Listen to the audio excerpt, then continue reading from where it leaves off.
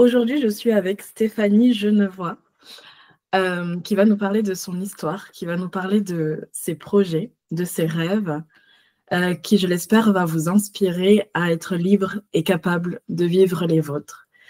Je suis Maëva, pour ceux qui ne me connaissent pas. Je suis sophrologue et mentor de liberté audacieuse. Et mon mouvement, c'est le mouvement de Vénus, celui qui accompagne les femmes à être libres et capables de vivre leurs rêves. Donc, ça me tient vraiment à cœur d'inviter d'autres femmes, d'autres Vénus qui vivent actuellement leurs rêves, qui vont vous inspirer, qui vont vous apporter des clés sur comment réaliser votre propre projet, votre propre rêve et vivre un quotidien, une vie qui vous correspond à 100%. Bonjour Stéphanie. Bonjour Maëva. Merci beaucoup d'être là Stéphanie. Je vais d'abord te demander de te présenter. Alors, donc, je suis Stéphanie Genevois, je suis entrepreneur maintenant depuis 10 ans. Ça fera les 10 ans de mon entreprise cette année. Et je suis queen du tempo féminin. Donc, entrepreneur, je suis également maman de 3 enfants. J'habite en France, dans la région lyonnaise. Et je suis multipassionnée. Voilà, je pense que ça, c'est aussi une chose qui peut me définir. Je suis multifacette et j'ai appris à accueillir toutes ces facettes parce qu'aujourd'hui, je n'ai plus envie de choisir entre des parts de moi. J'ai vraiment envie de les exprimer, de les partager et ouais, de transmettre vraiment que tout est possible en étant souveraine de son temps. Voilà. Ok, génial. Il y a plein de notions qui vont parler aux femmes, aux mamans, aux femmes qui travaillent dans justement la gestion de son temps, le fait d'être multifacette et d'avoir justement différents rôles. J'en parle en ce moment sur mes réseaux sociaux également. Comment est-ce qu'on assume tous nos rôles de femmes en étant justement maman, entrepreneur, salariée, pourquoi pas, amie, femme, épouse. C'est génial. Le fait que tu puisses ouvrir tes possibles, montrer que tout est possible, c'est aussi super. Et ok, génial. Et vraiment, j'adore ton message. Pour le moment, ça me parle beaucoup. Est-ce que tu peux nous dire aujourd'hui quel est le rêve que tu es en train de vivre? Le rêve que je vis aujourd'hui, c'est vraiment de suivre mes désirs. Ça n'a pas été le cas pendant de nombreuses années où finalement mes rêves et mes désirs ont été étouffés derrière ce que je pensais devoir faire. Donc il y avait cet engagement par rapport à l'éducation que j'ai reçue, par rapport au chemin qu'on m'a montré aussi. Et il n'y a pas de jugement, hein, c'était le chemin aussi que mes parents, que mon entourage connaissaient. Donc c'est ce chemin-là qui m'a été montré. Et j'ai avancé finalement beaucoup dans le désir et les souhaits des autres. Et aujourd'hui, alors que cette année, j'ai fêté mes 50 ans, c'est vraiment cette année de libération et de suivre mes rêves. C'est vraiment ce qui me drive aujourd'hui. C'est en premier lieu, quel est mon désir? Quel est mon désir? Suivre ce désir, sachant que avec toute l'expérience que j'ai, je sais que je sais mettre le temps et toutes les ressources à disposition pour actionner ces désirs et ces rêves. Donc il y a vraiment cette liberté aujourd'hui, cette liberté de choix de ce que j'ai envie de vivre et de ce à quoi je veux consacrer mon temps. Merci Stéphanie, tu le dis magnifiquement bien. Ce qui me touche dans ton message, c'est que tu fêtes tes 50 ans, tu parles d'un passé, de tout ce qu'on t'a appris et de tout ce que tu croyais devoir faire avec une telle douceur que, en fait, tu n'as pas envie d'effacer ça ou de renier ça parce que ça fait partie de ton histoire. Mais aujourd'hui, tu dis librement que ton rêve, c'est de répondre à tes désirs. c'est ça. Répondre à mes désirs, quitte à faire des choix audacieux. Et, euh, et je vois qu'effectivement, quand je me connecte à mes désirs maintenant, je gagne du temps aussi, parce que finalement, je prends des décisions extrêmement rapidement. Et ça, c'est quelque chose qui rend mon quotidien beaucoup plus fluide, également dans mon entreprise. C'est pour développer mon entreprise d'accompagnement et de coaching. Je prends des décisions extrêmement rapidement parce que maintenant, ça part de cet espace du cœur, du mouvement intérieur. Et donc, je sais que je ne me trompe pas quand ça part de cet endroit-là. Merci beaucoup. Waouh! Tu parles de ce mouvement intérieur pour répondre à tes désirs. Tu parles de la prise de décision que tu peux prendre en 1 seconde, très rapidement, à la fois personnellement et à la fois pour ton entreprise. Ce qui te permet d'être dans la justesse parce que ça provient de ton cœur, c'est ça? C'est ça. Et à la fois, tu gagnes du temps. Oui. Waouh! Super, génial. Est-ce que justement, on peut rentrer un peu plus en détail dans cet élan que tu décris, ce qui provient de ton corps? Est-ce que tu peux nous décrire comment est-ce que ça se passe dans ton corps lorsque tu as un choix à faire? Très intéressant comme question. Parce que, et peut-être qu'il y a des personnes qui peuvent se reconnaître, c'était un réapprentissage en fait d'écouter mon cœur et d'écouter mes ressentis. J'ai été beaucoup dans le mental en fait, donc vraiment à analyser, à réfléchir pendant longtemps, à être sûr d'avoir tous les éléments pour prendre la bonne décision, donc toujours à partir du mental. Et ça pouvait devenir extrêmement lourd et extrêmement pesant. Et puis, oui, c'était aussi une perte de temps. Et donc, j'ai réappris à écouter le cœur. Et en général, c'est déjà quand il y a de l'inconfort. Quand il y a de l'inconfort, ça, je sais que du coup, je suis sur quelque chose, en tout cas, qui m'interpelle. Tu vois, c'est quelque chose de différent, c'est quelque chose qui est moins connu. Voilà, donc il y a un petit peu cet inconfort-là. Je me dis, là, il y a quelque chose qui vient me chercher, qu'est-ce que c'est? Et d'aller voir si l'inconfort, il s'accompagne vraiment d'anxiété. Tu vois, ça déclenche l'anxiété. Ou alors, il y a quand même ah, j'ai envie. Donc après, il y a les petits pétillements qui viennent, le cœur qui bat plus fort, et puis, ouais, quand même comme un sourire qui vient dire, ah, j'ai trop envie. Donc quand il y a le, ah, ça serait. Là, en général, il y a vite un oui derrière, en fait. Il y a vite un oui parce que, alors après, c'est mon fonctionnement aussi, je me connais. En laissant le temps, il va y avoir le mental qui va rembarquer, de dire, ah, mais c'est pas possible, ça fait pas sens. Voilà, il y a déjà d'autres choses.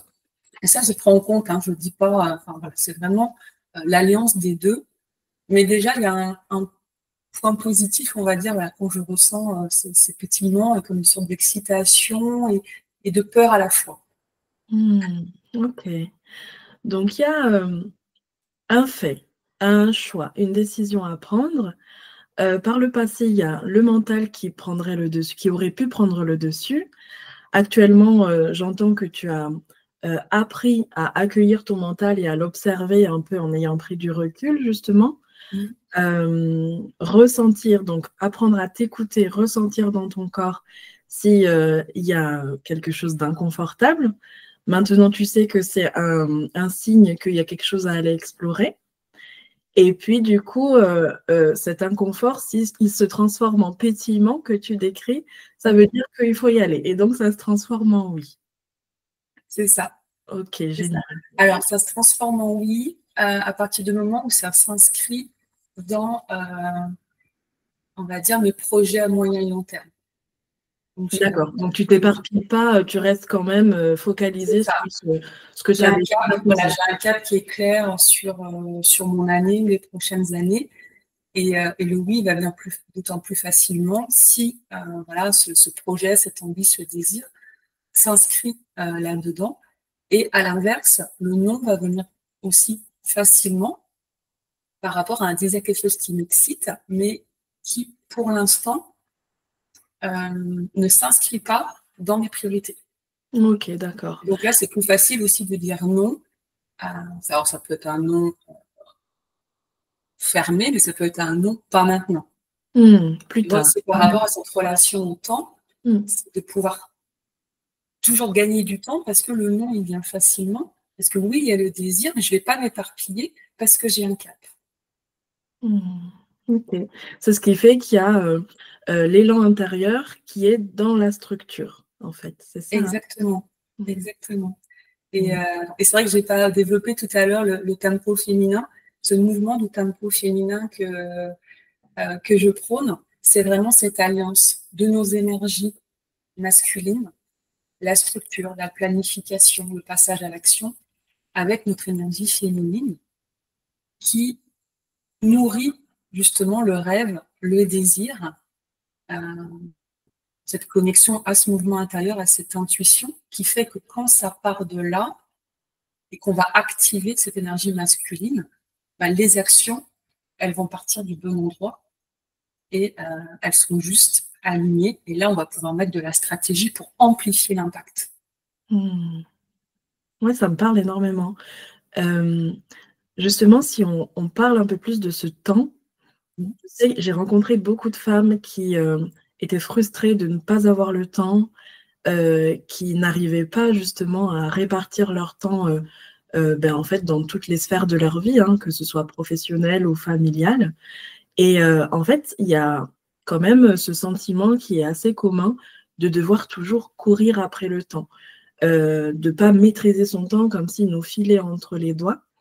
Est-ce que toi, tu aurais un conseil à apporter à ces femmes qui courent partout et qui auraient vraiment besoin de se poser? Mm. Ça me touche beaucoup parce que j'ai été, moi, cette femme débordée, cette femme maman, salariée avant d'être entrepreneur, euh, qui courait partout avec 3 jeunes enfants. Et j'ai vraiment vécu cette situation avec une grosse charge mentale et puis la culpabilité de ne pas y arriver. Il y avait ça aussi. Et je te dire, mais pourtant, voilà, je devrais y arriver, je choisis tout ça. Sauf qu'en fait, je ne choisissais pas vraiment tout ça. Et donc, le premier conseil, c'est de prendre du recul, de prendre du temps. Je sais que c'est contradictoire, mais alors même qu'on n'a pas de temps, c'est d'autant plus important de se poser, de s'extraire du quotidien.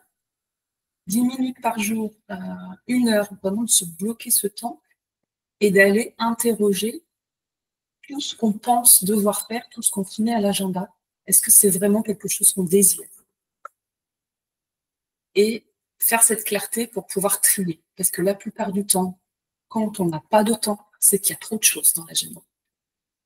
Donc c'est important d'aller prioriser là-dedans. Il faut en enlever.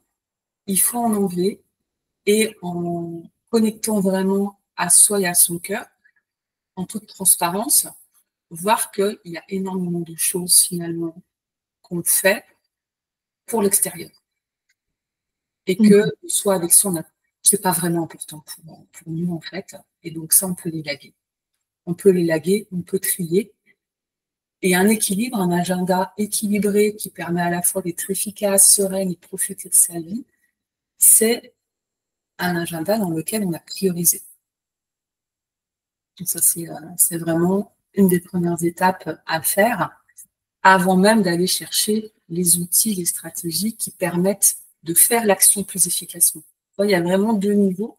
C'est d'abord, qu'est-ce que vraiment, mais vraiment, vraiment, en majuscule, qu'est-ce que j'ai vraiment envie de faire? Qu'est-ce que je désire vraiment vivre? Et ces priorités-là, les planifier dans l'agenda. Et après, ces actions-là, on peut les faire plus efficacement, plus rapidement dans le flow pour augmenter notre impact, par exemple dans notre entreprise. Mais il y a ce travail préparatoire, on va dire, à faire de clarification, de priorisation et de tri. Oui. Il y a quelque chose qui va peut-être venir gratter, bousculer les femmes qui t'entendent. C'est qu'en fait, tu remets vachement dans ton message la responsabilité à ces femmes qui sont peut-être parfois un peu dans la victimisation, dans la plainte. Et en fait, c'est vraiment reprendre le pouvoir sur notre quotidien, sur nos choix, et de voir que si le planning il est rempli, c'est qu'en fait, c'est nous qui l'avons rempli. Et ça, c'est pas forcément toujours évident à observer, à comprendre. Et ouais, de refaire ses choix comme on le veut vraiment, comme tu insistes dessus, ça nous reprend, enfin, ça nous amène à reprendre notre responsabilité sur ce qu'on vit, en fait. Ouais. Et sur nos désirs, nos envies, ouais, c'est ça. Et, oui, ça peut agacer ou ça peut interpeller, et tant mieux, en fait, tant mieux, parce que si là vous nous écoutez, ça vous interpelle, c'est qu'il y a quelque chose qui n'est pas juste en vous. Si ça vient vous chercher, c'est que vous savez au fond de vous-même que c'est pas tout à fait faux. Ouais. Voilà, ça vient chercher, en fait, ça vient résonner avec quelque chose en vous. Et la bonne nouvelle, c'est que en arrêtant de vous voiler la face par rapport à ça, et que dire, ben, effectivement, faites tout ce qui est dans votre agenda, c'est vous qui le choisissez. Vous pouvez soit rester dans moi, je suis pas d'accord et je subis, mais en fait, c'est l'opportunité de reprendre votre puissance. Parce que si ce qui est actuellement dans votre agenda, c'est vous qui l'avez choisi, vous pouvez faire des choix différents à partir de maintenant. Et là, vous retrouvez votre liberté pour aller vraiment vers un temps choisi. Et le tempo féminin, c'est ça. C'est le temps choisi. C'est à quoi je veux consacrer mon temps. Et je suis toujours interpellée moi-même quand je vois que la ressource temps, qui est quand même la seule ressource dans le monde qui ne revient jamais. On dit, voilà, la santé, c'est précieux. La santé, à un moment donné, elle peut décliner et puis elle peut revenir, on peut la retrouver. L'argent, on peut en avoir moins, on peut en avoir plus. Le temps, c'est la seule ressource qui ne revient jamais. Les quelques minutes qu'on vient de passer avec Maëva, et que je suis tellement heureuse d'avoir vécu avec elle, pour moi, c'est des minutes pleinement riches, et je sais qu'elles ne reviennent jamais. Et ces ressources-là, pourtant, 90% des personnes ne s'en préoccupent pas, ne se demandent pas finalement qu'est-ce que je fais de mon temps. Et je trouve ça très dommage. Je trouve ça très dommage de ne pas consacrer du temps à son temps, parce que c'est cette ressource tellement précieuse qui file. Si on n'y prend pas garde, elle file. Et quand on y met de la conscience, quand on est actrice, tu disais, en responsabilité de qu'est-ce que je mets dans mon agenda, qu'est-ce que je mets dans mon temps, de retrouver cette liberté de choix de mon temps, eh bien le temps devient vraiment un support, un pilier pour tous vos projets. Parce qu'à ce moment-là, vous devenez souveraine de votre temps. Waouh, c'est merveilleux. J'ai envie de sortir mon temps et de voir à quel point il file. Oui, alors, regarde, j'adore parce que, voilà. Et effectivement, voilà. Le temps file. Qu'est-ce qu'on fait? On le regarde comme ça? Ah mince! Ah, je perds du temps. Ah, ma Et le journée. temps, c'est la vie. C'est ça. Alors qu'en mettant de la conscience, on fait ça. Stop. Mais j'ai besoin de m'extraire pour faire stop et dire, OK, pause. Je fais quoi? Là, qu'est-ce que je dessine maintenant? Le sablier va se remettre à couler. C'est quoi les grains maintenant? Et là, c'est mes priorités. Là, je veux que chaque chose, ce soit une pépite. Je veux que chaque grain qui coule, ce soit une priorité, quelque chose qui me fasse vibrer. Mes désirs, mes rêves, ils sont là. Tu vois? Ah, c'est magnifique, j'adore. Merci beaucoup. Merci Stéphanie. Je voulais ajouter une chose que j'ai expérimentée et en parlant du temps avec toi, je savais que j'avais envie de le partager. Avant, j'étais infirmière en psychiatrie et je courais beaucoup aussi. Et j'ai remarqué une chose, autant dans ma vie professionnelle que dans ma vie personnelle, c'est que le temps a le rythme que tu lui donnes. Et donc, quand tu as une multitude de choses, que tu as l'impression de subir ton temps, en fait, lorsque tu décides à l'intérieur que le temps a le rythme que tu lui donnes, eh bien, en prenant des décisions sur des actions ciblées, organisées, pas s'éparpiller, comme tu disais tout à l'heure, ben en fait, tu gagnes énormément de temps. Et le fait de choisir de ne plus courir, ben en fait, tu peux faire exactement la même chose, voire 2 fois plus, sans courir. Donc ça, c'est vraiment une pépite, une réalisation que j'ai envie de crier à tout le monde. C'est qu'en fait, le temps a le rythme que tu lui donnes. Si tu commences ta journée le matin en courant, eh ben, tu vas la finir épuisée, essoufflée. Si tu commences en marchant chaque pas consciemment, ben, en fait, tu vas faire tout ce que tu voulais en étant sereine et en conscience, quoi. Ouais. C'est tellement important ce que tu partages là, Maëva, et merci de nous partager parce que c'est un changement d'état d'esprit que tu as fait et c'est vraiment ce que je prône avec le tempo féminin. C'est ce changement d'état d'esprit, d'arrêter de croire que le temps est notre ennemi et de faire du temps un allié. Et quand tu sais que le temps est un allié, et c'est ce que tu as expérimenté, tu le vis complètement différemment. Et là, tu peux être dans le flow, dans la joie de te dire, mais je sais en fait que j'aurai le temps. Parce que c'est moi qui décide. Et comme tu dis, ça ne veut pas dire en faire moins, ça ne veut pas dire renoncer à des choses qui sont importantes, ça ne veut pas dire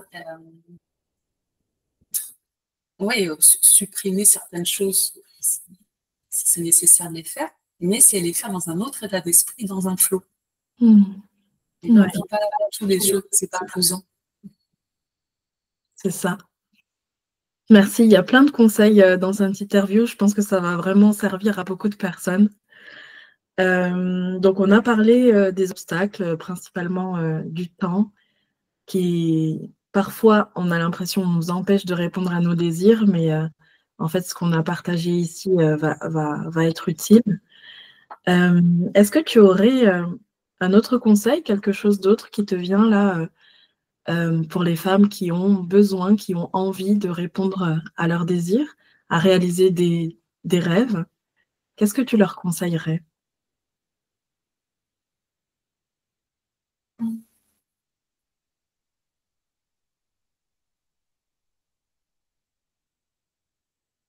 Je leur conseillerais déjà de s'autoriser, se donner cette autorisation intérieure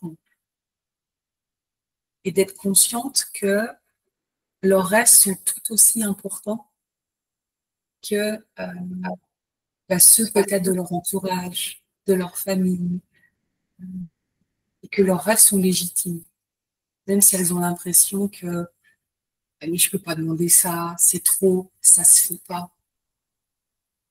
Le temps passe et vraiment il faut en profiter, il faut kiffer.